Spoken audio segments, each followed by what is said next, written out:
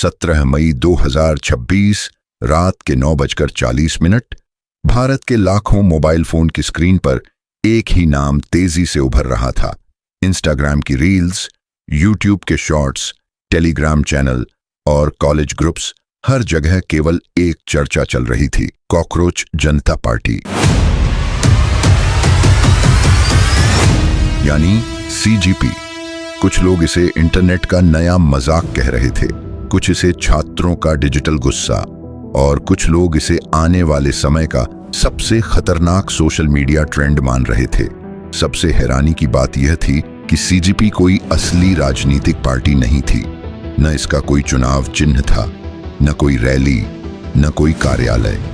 फिर भी कुछ ही हफ्तों में इसके इंस्टाग्राम पेजों पर लाखों फॉलोअर्स दिखाई देने लगे, जिन अकाउंट्स को पहले मुश्किल से कुछ हजार लोग जानते थे। अब उनकी हर वीडियो लाखों व्यू पार कर रही थी। इंटरनेट पर अचानक एक ऐसी डिजिटल भीड़ तैयार हो रही थी जिसका कोई एक चेहरा नहीं था, लेकिन उसका प्रभाव लगातार बढ़ता जा रहा था। इसकी शुरुआत आखिर हुई कैसे? यही सवाल सबसे ज्यादा पूछा जाने लगा। इंटरनेट पर कई अलग अलग कहानियां सामने आने लगीं। कुछ लोगों का दावा था कि यह शुरुआत कुछ छोटे मीम पेजों से हुई थी, जो लगातार कॉलेज सिस्टम, पढ़ाई के दबाव और बेरोजगारी पर वीडियो बना रहे थे। वहीं कुछ लोग मानते हैं कि असली आग तब लगी जब एक बड़े कंटेंट क्रिएटर के बयान ने सोशल मीडिया पर विवाद पैदा कर दिया।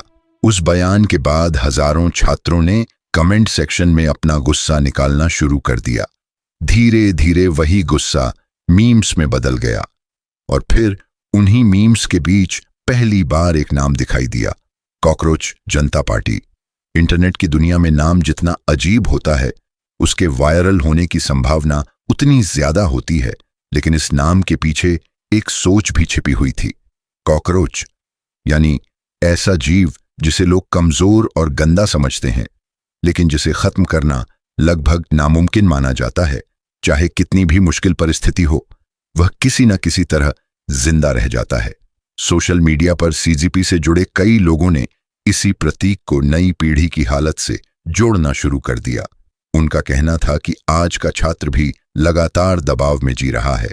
पढ़ाई का दबाव, फीस का दबाव, नौकरी का डर और सोशल मीडिया पर दूसरों की सफल जिंदगी देखकर पैदा होने वाला मानसिक तनाव।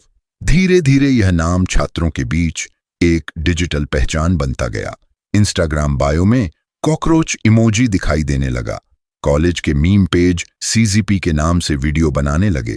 कई युवा इसे केवल मजाक की तरह इस्तेमाल कर रहे थे, लेकिन कुछ लोग इसे सचमुच अपनी आवाज मानने लगे। यही वजह थी कि इसके वीडियो दिन ब दिन ज्यादा आक्रामक और ज्यादा वायरल होते गए। इंटरनेट एल्गोरिदम ने भी इस ट्रेंड को तेजी से ऊपर पहुंचाया। जितना विवाद बढ़ता गया, उतनी ही इसकी पहुंच बढ़ती गई। कुछ बड़े इन्फ्लुएंसर्स ने इसे बेरोजगार बच्चों की ऑनलाइन गैंग कहा। कुछ ने इसे जहरीली इंटरनेट संस्कृति बताया, लेकिन विरोध का असर उल्टा पड़ने लगा। जितने लोग इसे रोकने की कोशिश करते, उतनी ही तेजी से इसके फॉलोअर्स बढ़ने लगते।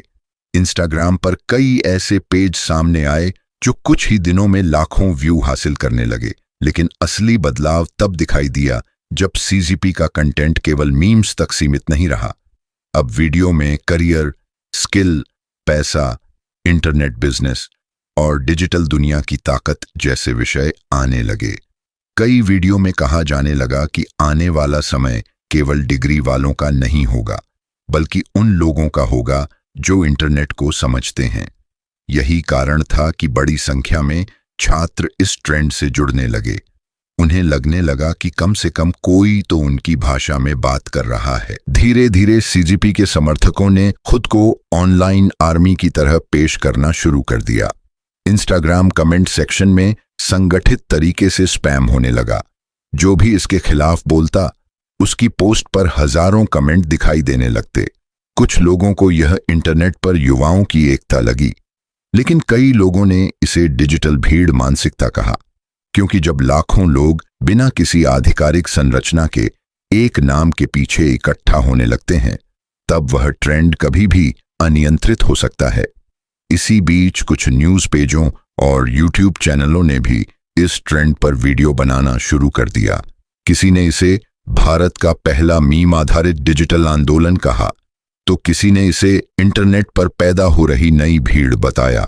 लेकिन जितनी चर्चा बढ़ती गई, उतना ही सीजीपी का प्रभाव भी बढ़ता गया। अब यह केवल इंस्टाग्राम ट्रेंड नहीं रहा था, बल्कि इंटरनेट पर युवा पहचान का हिस्सा बनता जा रहा था। सबसे ज्यादा असर छोटे शहरों और कॉलेज छात्रों पर दिखाई दिया। ऐसे छात्र जो खुद को मुख्यधारा की दुनिया से कटा हुआ महसूस करते थे, उन्हें इस ट्रेंड में अपनापन दिखने लगा। कई वीडियो में बार बार यह संदेश दिया जाने लगा कि अगर सिस्टम तुम्हें नजरअंदाज कर रहा है तो इंटरनेट पर अपनी ताकत बनाओ। यही बात लाखों युवाओं को आकर्षित करने लगी। लेकिन हर तेजी से बढ़ती ऑनलाइन भीड़ अपने साथ खतरे भी लेकर आती है। साइबर विशेषज्ञों ने चेतावनी दी कि अगर किसी भी डिजिटल ट्रेंड में अंधा समर्थन बढ़ने लगे तो वह आसानी से गलत दिशा में जा सकता है। कुछ लोगों को डर था कि भविष्य में इसका इस्तेमाल राजनीतिक प्रभाव, ट्रोलिंग या ऑनलाइन दबाव बनाने के लिए किया जा सकता है। वहीं इसके समर्थकों का कहना था कि पुरानी पीढ़ी हमेशा नई इंटरनेट संस्कृति से डरती है और यही कारण है कि हर नए डिजिटल आंदोलन को पहले मजाक और फिर खतरा बताया जाता है। इस पूरे ट्रेंड की सबसे रहस्यमयी बात आज भी यही है कि इसका असली चेहरा कौन है। क्या इसके पीछे केवल कुछ वायरल कंटेंट क्रिएटर्स हैं? क्या यह सिर्फ एल्गोरिदम का खेल है, या फिर यह सचमुच नई पीढ़ी के गुस्से से पैदा हुआ एक डिजिटल आंदोलन है? इसका कोई स्पष्ट जवाब अभी तक सामने नहीं आया, लेकिन इतना जरूर साफ है कि सीजीपी ने इंटरनेट पर एक नई तरह की शक्ति दिखा दी है। ऐसी शक्ति जिसे न चुनाव की जरूरत है, न पोस्टर की और न ही किसी टीवी चैनल की। आज भारत में लाखों युवा हर दिन सोशल मीडिया पर घंटों बिताते हैं। वहीं उनकी दोस्ती बनती है, वहीं उनकी पहचान बनती है और वहीं उनका गुस्सा भी आकार लेता है। शायद यही कारण है कि कॉकरोच जनता पार्टी जैसा नाम अचानक लाखों लोगों के बीच इतना बड़ा बन गया, क्योंकि यह केवल एक मीम नहीं था, बल्कि उस पीढ़ी का इंटरनेट पर दिखाई देने वाला चेहरा था जो लगातार सुनी जाने की कोशिश कर रही है। अब सबसे बड़ा सवाल यही है, क्या सीजीपी कुछ महीनों बाद बाकी इंटरनेट ट्रेंड्स की तरह खत्म हो जाएगा, या फिर यह आने वाले समय में भारत की युवा डिजिटल संस्कृति का नया चेहरा बनने वाला है? क्योंकि इंटरनेट की दुनिया में कभी कभी मजाक के रूप में शुरू हुई चीजें इतिहास का हिस्सा बन जाती हैं।